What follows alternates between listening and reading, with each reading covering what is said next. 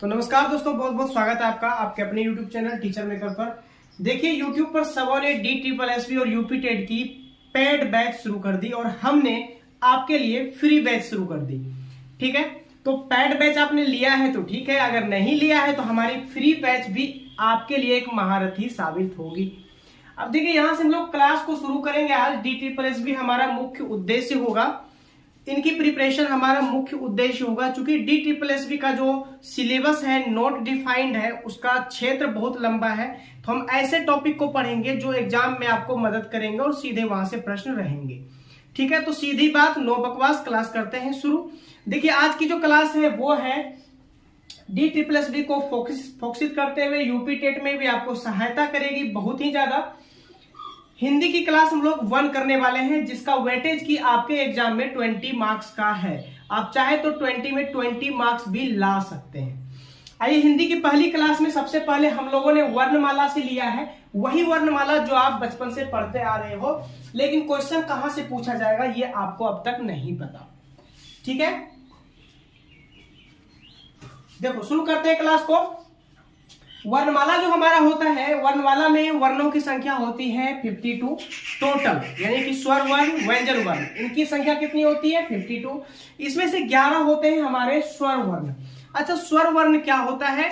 सबसे पहले इस चीज को जानते हैं, बिना रुकावट के निकलती हवा, यानी कि वैसा वर्ण जिसके उच्चारण में बिना रुकावट के आपके मुख से हवा निकले उसे ही कहते हैं स्वर वर्ण। अब देखो बड़े इंटरेस्टिंग तरीके से हम लोग समझेंगे कि स्वर वर्ण किसे कहते हैं। देखिए बिना रुकावट की निकलती हवा मतलब जैसे ही इस वर्ण को हम बोलेंगे कोई रुकावट नहीं, जैसे कि आ ई उ, कोई रुकावट नहीं है, यानी बिना रुकावट के और बिना किसी दूसरे वर्ण की सहायता के हम इस वर्ण को बोल पाएंगे और इसे ही कहते हैं स्वर वर्ण। यानी इसमें कोई रुकावट नहीं होने वाली और किसी की सहायता नहीं लेनी पड़ती है। ठीक है, तो इसके कुछ एग्जांपल्स हैं, आप देख सकते हैं। ओ आ ई दीर्घ ई उ दीर्घ उ री ए ओ अंग अ। ये जो होता है हमारा स्वर वर्ण होता है, जो बचपन से आज तक आपने पढ़ते आया है। तो कुछ नया भी पढ़ेंगे, ऐसा नहीं है कि बचपन की चीजों में आपको ले जाके फंसा देंगे, ऐसा कुछ भी नहीं है। देखो यहाँ पर स्वर वर्ण को हमने जान लिया, फिर उसके बाद देखो अब यहाँ पर आता है कहानी में ट्विस्ट। स्वर वर्ण जो होता है केवल स्वर वर्ण नहीं होता, स्वर वर्ण अनेक प्रकार के होते हैं। जैसे कि हमारा है एक पश्च स्वर। पश्च स्वर का अर्थ होता है जिसका वैसा स्वर जिसका उच्चारण पीछे वाले भाग से हो, मुख के पीछे वाले भाग से। जैसे जीवा के पश्च भाग से जिसका उच्चारण होता है उसे कहते हैं पश्च स्वर। अच्छा, पश्च अगर हुआ तो अग्र भी होगा ना, पीछे वाला हुआ तो आगे वाला भी होगा ना, बिल्कुल होगा। तो पश्च स्वर किसे कहेंगे? जीवा के पीछे वाले भाग से जिसका उच्चारण हो उसे कहते हैं पश्च स्वर। जैसे अ, बोल के देखो मेरे साथ बोल के देखो। आ, अंदर से हवा निकल रही है, अंदर से आवाज निकल रही है। दैट मीन्स जो हमारा उच्चारण हो रहा है वो जीवा के आगे वाले भाग से न होकर पीछे वाले भाग से हो रहा है। अब देखो इन चीजों को समझना हो, संधि विच्छेद को समझना हो, इन सब चीजों को समझना हो तो आप मुंह से बोल के देखो। ठीक है, उच्चारण स्थान जानना हो कि पो का उच्चारण स्थान क्या है, मो का उच्चारण स्थान क्या है, तो आप बोल के देखो। इससे बढ़िया तरीका कुछ हो ही नहीं सकता है। आप मेरे साथ बोल के देखो, सारी चीजें समझ में आएगी। अंदर से हवा निकल रही है मतलब जीवा के पश्च भाग से प्राणवायु निकल रही है, जिसके कारण इसका नाम पड़ गया पश्च स्वर। तो अ आ उ दीर्घ उ ओ और औ ये जो होता है ये पीछे वाले भाग से निकलती है। इसी प्रकार अगर पश्च स्वर हुआ तो अग्र स्वर भी होगा, आगे वाला स्वर। ये किसे कहेंगे? तो जीवा के आगे वाले भाग से जो हमारी आवाज निकलती है, आगे वाले भाग से। अब देखो बोल कर दिखाता हूं मैं आपको, मेरे साथ साथ बोल के देखो आप। आगे वाले भाग से जैसे ई, इस पे जरा गौर करना है। ई देख लो, ये ऐसे ऐसे सिकुड़ गया, यानी आगे वाले भाग का प्रयोग कर रहे हैं। बोल के देखो मेरे साथ। ई दीर्घ ई, उसके बाद ए। यहां देखो मुंह का डिजाइन कैसा बन गया, ए है ना, आगे वाले भाग का प्रयोग कर रहे हैं हम लोग। इसी तरह से समझा जाता है हिंदी को, याद रखना। रट नहीं सकते आप हिंदी, बोल के देखो, करके देखो, सारी चीजें समझ में आएंगी। ए और उसके बाद ए आगे वाले भाग से। इसी कारण से इसका नाम पड़ गया अग्र स्वर, क्योंकि आगे वाले जीवा के आगे वाले भाग का हम लोग क्या कर रहे होते हैं, प्रयोग कर रहे होते हैं। इसी प्रकार जो स्वर के अन्य प्रकार है वो है समवृत्त स्वर। अब देखो समवृत्त क्या होता है, थोड़ा सा समझने की कोशिश करना। समवृत्त यानी वृत्त के समान गोल हो जाए आपका ये होस्ट आगे वाला भाग, वृत्त के समान। सम मतलब समान, अब वृत्त मतलब क्या, गोल को ही वृत्त कहते हैं, यानी वृत्त के समान अगर गोल हो जाए उसको कहेंगे समवृत्त। अब देखो कितना आसान है, समझ के देखना। ओष्ठ गोलाकार हो जाता है, ओष्ठ क्या हो जाता है, गोलाकार। अब देखो कैसे, ऊ, यहां देखो ऊ दिख रहा है गोल, उसके बाद ऊ, उसके बाद ओ, गोल दिख रहा है, दिखता होगा आपको। उसके बाद ओ हुआ गोल, यही गोल के कारण इसका नाम पड़ गया समवृत्त। क्या पड़ गया, समवृत्त, यानी वृत्त के समान गोल हो जाए, दैट इज समवृत्त। ठीक है, तो इसको याद रखने का कोई ट्रिक नहीं, कोई तरीका नहीं, बस सीधी सी बात याद रखो। अगर ओ बोलेंगे तो ये गोल होगा, गोल होगा मतलब समवृत्त हो गया, इसको समवृत्त स्वर बोलेंगे। अवृत्त, ध्यान देना, अवृत्त यानी जो वृत्त ना हो, जो गोल ना हो, उसको कहेंगे अवृत्त। अब देखो चीजें कितनी आसान है, ओष्ठ गोलाकार नहीं होता, अवृत्त में ओष्ठ गोलाकार नहीं होता। जैसे अ गोलाकार नहीं हुआ, जैसा का तैसा रह गया, अंदर से जीवा के पिछले भाग से आवाज निकली। आ देखो गोल है, नहीं होगा। ई गोल है क्या, नहीं है, तो इसको कहेंगे अवृत्त स्वर। उसके बाद अगला जो है हमारा हर्ष स्वर। बचपन में ही आपने पढ़ा है, बचपन में ही आपने पढ़ा होगा, हर्ष ईकार, दीर्घ ईकार, हर्ष उकार, दीर्घ उकार। अब देखो उसका उपयोग यहां पे हो रहा है। हर्ष स्वर मतलब, हर्ष स्वर का मतलब क्या हुआ, जिसमें कम समय लगे और कम प्राण वायु लगे। प्राण वायु समझते हो, जो अंदर से हवा से, हमारे गले में स्वर यंत्र होता है, स्वर यंत्र हवा पे काम करती है। कम प्राण वायु में हम उच्चारण कर पाए, कम हवा में हम काम उच्चारण कर पाए, कम ताकत लगा पाए, दैट इज ह्रस्व स्वर। ठीक है, अब देखो यहाँ पे जैसे अ बोलना है, अ ई, ठीक है, उ री, ज्यादा लग रहा है क्या ताकत, ज्यादा ताकत नहीं लगेगा। जिसमें ज्यादा ताकत न लगे समझ जाओ वो ह्रस्व स्वर है, इसमें और कोई दूसरी बात है ही नहीं। ठीक है, समझ के पढ़ना है। यह हो गया ह्रस्व स्वर, जिसमें कम प्राणवायु का प्रयोग करना पड़ता है। इसी प्रकार ठीक होता है हमारा दीर्घ स्वर। क्या होता है, दीर्घ स्वर। दीर्घ स्वर किसे कहेंगे, ह्रस्व स्वर से इसमें अधिक समय लगेगा, हमेशा ह्रस्व स्वर से अधिक समय लगेगा और ताकत भी अधिक लगेगा आपको बोलने में। जैसे आ, देखो बोल के देखो, अ तो धीरे से बोला गया, आ, ई तो धीरे से बोला गया, ई, उसके बाद ए, जोर से बोलना पड़ रहा है, ताकत अधिक लग रही। ताकत अधिक लगने का मतलब प्राणवायु अधिक लग रहा है आपको, दैट मीन्स दीर्घ स्वर इसे कहेंगे। क्या कहेंगे, दीर्घ स्वर।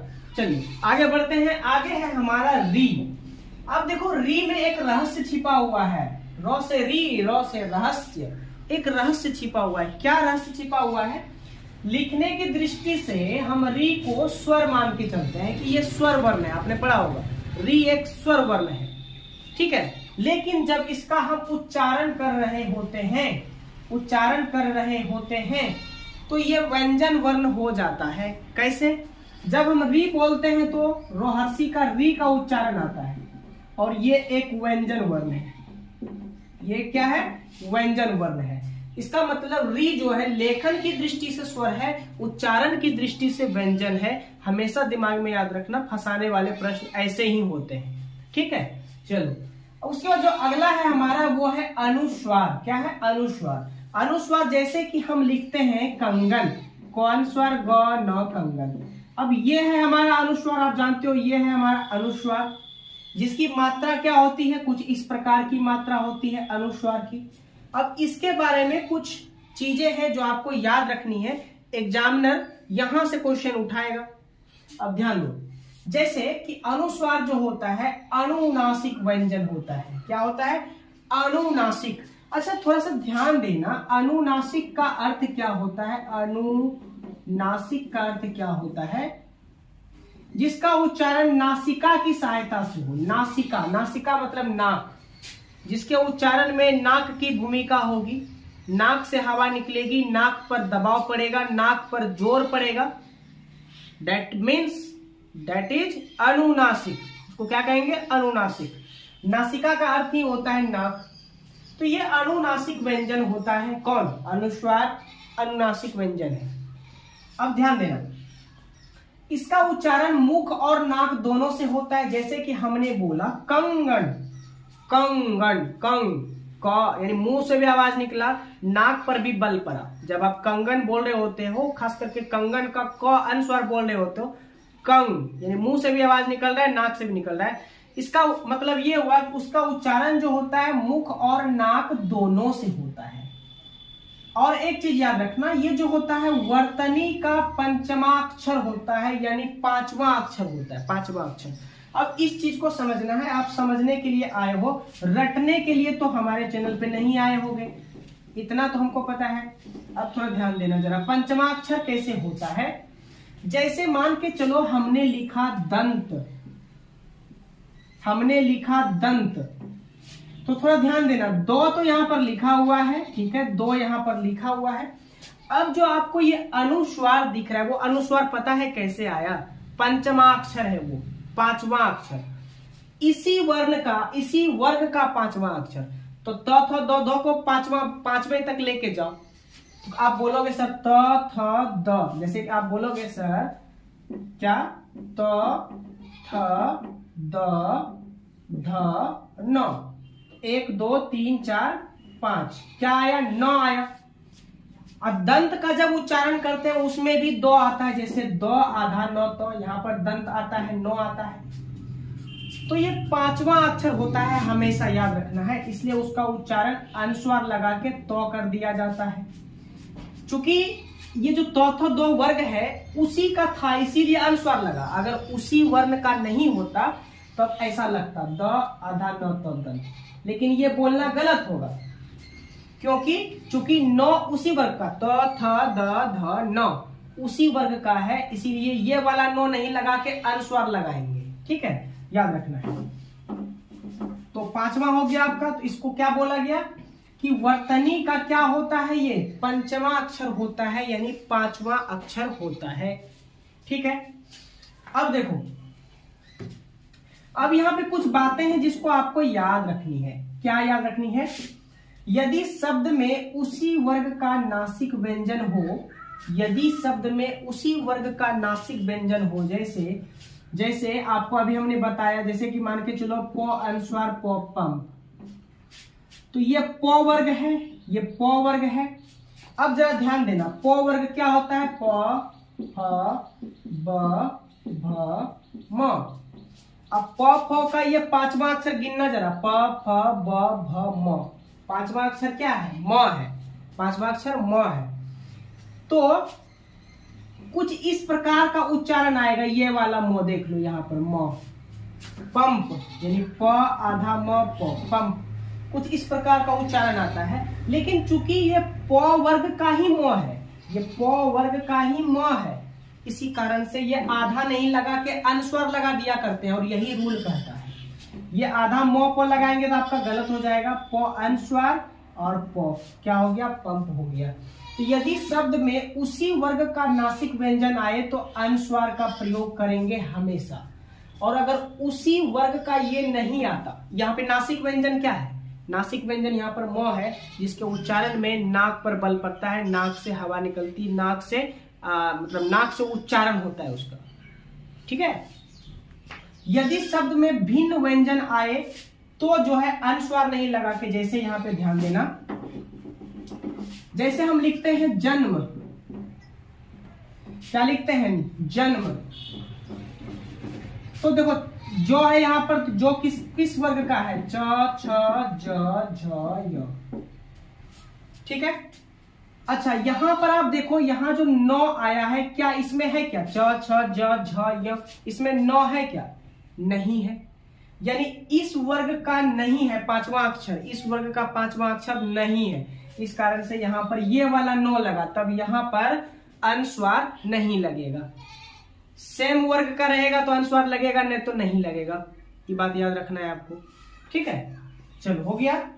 इसके बाद हम लोग आ जाते हैं अनुनासिक पर, जिसके बारे में थोड़ा सा चर्चा हम लोग अभी कर चुके हैं। अनुनासिक क्या है? अनुनासिक। अब अनुनासिक क्या होता है? देखो, अनुनासिक का जो चिन्ह होता है ये इस प्रकार से चंद्र बिंदु और एक बिंदा, चंद्राकार आकृति और एक बिंदा दे देते हैं, इसको बोलते हैं अनुनासिक। इसको अनुनासिक स्वर भी कहा जाता है। इसका उच्चारण भी मुख और नाक दोनों से होता है। जैसे मान के चलो हमने लिखा हंसना, हंसना। अब जैसे हंसना लिखते हैं तो ये जो चंद्र बिंदु है, इस वक्त जब आप बोल रहे होते हो हंसना तो नाक पे बल पड़ता है, मुंह से भी आवाज निकलती है, तो मुख और नाक दोनों से उच्चारण हुआ ना, ठीक है। इसलिए बोला गया कि अनुनासिक का उच्चारण मुख और नाक दोनों से होता है। जैसे हंसना हो गया, जैसे आपका चांद हो गया, मुख और नाक दोनों से उच्चारण होगा। डेट मीन्स इसे क्या कहेंगे? अनुनासिक, ठीक है। अब देखो, जब स्वर की मात्रा रेखा के ऊपर होती है, जब स्वर की मात्रा रेखा के ऊपर हो तो चंद्र बिंदु के स्थान पर अनुस्वार प्रयुक्त होता है। अब एक चीज देखो, एक चीज बड़ी अच्छी बात है, एक बहुत ही अच्छी बात मैं बता रहा हूं। जैसे कि मैं मान के चलो, जैसे मैंने लिखा मैंने, क्या लिखा? मैंने। यहां पे कहा जा रहा है जब स्वर की मात्रा रेखा के ऊपर, देखो ये वाली रेखा, इस रेखा के ऊपर एक स्वर लगा हुआ है। कौन सा? ये ऐकर। ऐकर क्या है? स्वर वर्ण है। जब कभी भी रेखा के ऊपर स्वर वर्ण आए, हमेशा वहां पर अनुस्वार के रूप में बिंदु लगेगा, याद रखना। चंद्र बिंदु कभी नहीं लगेगा। समझ में आ गया? अगर स्वर वर्ण आए तो। कुछ और एग्जांपल मैं आपको बताता हूं। जैसे मैं,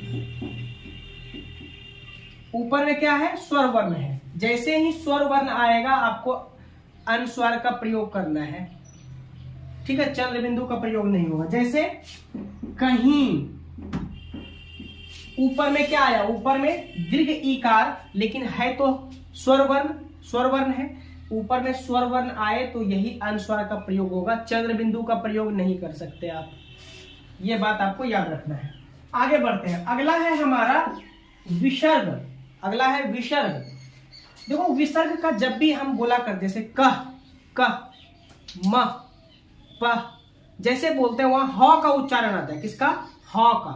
य, र, ल, व, तालव्य स्वर, मूर्धन्य स्वर, दंत स्वर, ठीक है। वहां किसका उच्चारण होता है? ह का। अब देखो, हो का उच्चारण होता है। जैसे अतः, अब जैसे ही हम अतः बोला करते हैं, अतः, जब इस वक्त हम विसर्ग पर आते हैं तो हो का उच्चारण ऑटोमेटिक हो जाता है। इसका उच्चारण हो जाता है, विसर्ग का उच्चारण ऑटोमेटिक हो जाता है। जैसे अतः, प्रातः, प्रायः, दुख, तो यहां पर हो का उच्चारण आएगा ही आएगा, ठीक है। अब एक है हमारा आयोगवाह। आयोगवाह किसको कहेंगे? जरा ध्यान देना। तो अनुस्वार तथा विसर्ग को जो है क्या कहा जाता है? आयोगवाह कहा जाता है। अनुस्वार और विसर्ग दोनों को मिलाकर आयोगवाह हम बोल सकते हैं। अब आयोगवाह क्यों कहा जाता है? इसको ध्यान देना। स्वरों के साथ लिखा जाता है। और आयोगवाह, वाह मतलब होता है वाहक, वाह मतलब वाहक, मतलब ये उच्चारण को ढोने का काम करता है, इसलिए इसका नाम पड़ गया आयोगवाह। देखो, ये स्वरों के साथ लिखा जाता है। यह अक्सर कहां लिखा जाता है? स्वरों के साथ। जैसे हम बोलते हैं अतः, तो देखो यहां पर तो में भी अ छिपा हुआ है, तो में भी अ छिपा है, मतलब अ के बाद विसर्ग लगा। अतः स्वरों के साथ में लिखा जाता है इसको, परंतु इसकी स्थिति स्वर और व्यंजन के बीच की है। एक बात याद रखना, जैसे इसकी स्थिति जो है स्वर और व्यंजन के बीच की होती है। ना ये पूरी तरह स्वर होता है, ना ये पूरी तरह व्यंजन होता है। बीच की जो स्थिति होती है उसे ही कहते हैं आयोगवाह। अब ये चीज पता कैसे चलेगा? जब भी आप विसर्ग वाले किसी शब्दों का उच्चारण करेंगे, अतः, तो पहले हमारा स्वर आएगा लेकिन बाद में व्यंजन आ जाता है। इसीलिए जो विसर्ग होता है हमारा या अनुस्वार होता है, उसको पूरी तरह से ना ही स्वर बोला जाता है ना ही व्यंजन बोला जाता है, बल्कि उसके बीच की स्थिति को बोला जाता है, याद रखना है। तो आज की क्लास में इतना ही रखेंगे हम। वर्णमाला के लगभग सारे चीजों को हम लोगों ने डिस्कस कर लिया है। अगली वीडियो में हम लोग देखेंगे व्यंजन वर्ण को। तो वीडियो कैसी लगी जरूर बताइएगा, चैनल को सब्सक्राइब जरूर कीजिएगा और बिल्कुल फ्री आप लोगों के लिए जो है वीडियोज में लाते जाऊंगा। पेड बैच तो सभी चलाते हैं, एक फ्री बैच वाले यूट्यूब चैनल को भी सब्सक्राइब जरूर कर लें। ठीक है, चलिए मिलते हैं फिर नेक्स्ट वीडियो के साथ। दोस्तों के साथ शेयर जरूर कीजिएगा। कोई कठिनाई हो तो कमेंट बॉक्स में जरूर लिखिएगा। ठीक है, चलिए मिलते हैं फिर नेक्स्ट वीडियो के साथ, तब तक के लिए जय हिंद।